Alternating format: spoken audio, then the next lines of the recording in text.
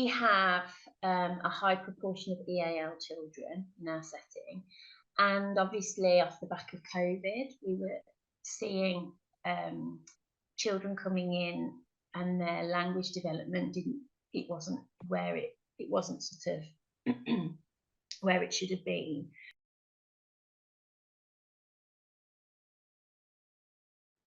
I was kind of doing it the best way I knew how, without a lot of specific training and specific strategies for this age group. And so there are times when I might feel like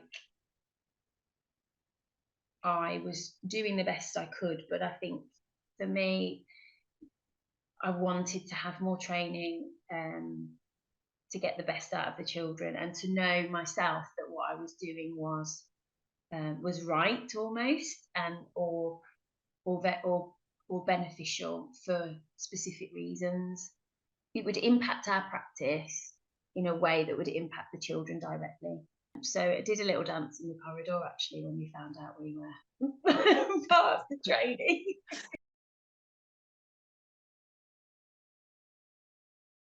Communicating with our SLT in terms of the dates of when we need to be out of class so that they could organise cover, etc.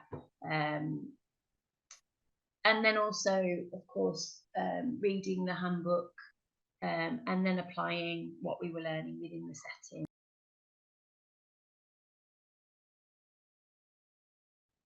I found the structure of the course really good because it wasn't overload. So I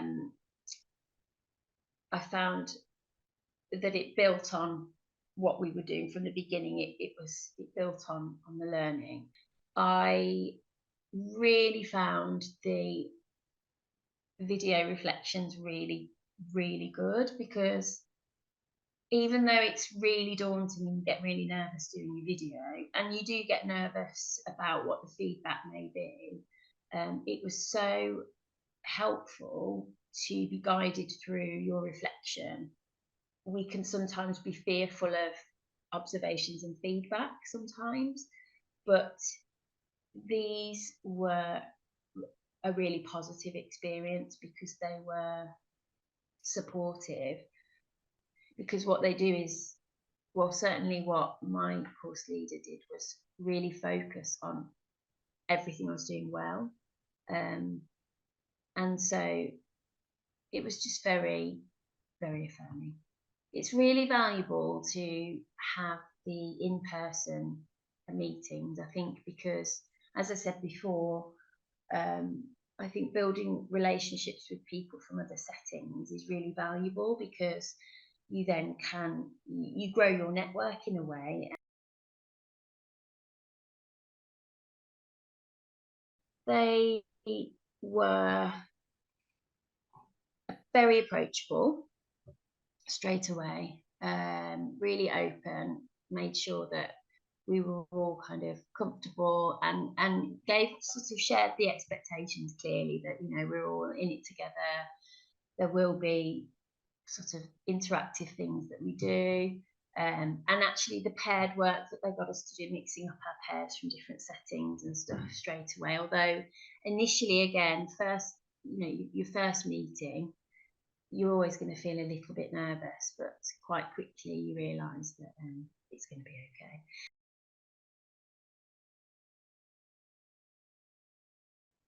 I think it's helped us to validate the children. So when they talk, and obviously we're trying to develop their language within what they're doing, the strategies like imitating and what have you, and conversational turn taking, recognizing that not all communication is verbal, but it validates all communication. So and the children then know that we're fully engaged with them, and they become more confident and more willing and wanting to engage. I think it helps you not to overlook the more passive and reluctant conversationalists within your cohort in your setting.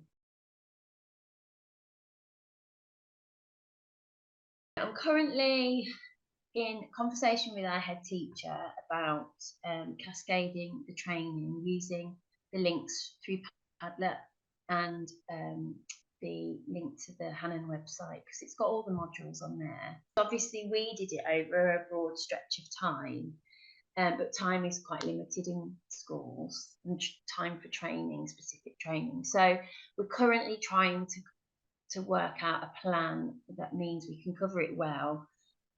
We've also, because at this time of year, all the staffing is being allocated, and there's been a change in nursery, so I've got a different teaching assistant. And so looking to September, we're currently trying to work out when we can cascade, but up to the whole of the early years team, not just nursery. Yes, because I think it's valuable. Again, I think it's valuable to have specific, to be taught specific strategies, and it can just improve your practice. So it gives you another string to your bow in terms of how you can approach the children in your setting.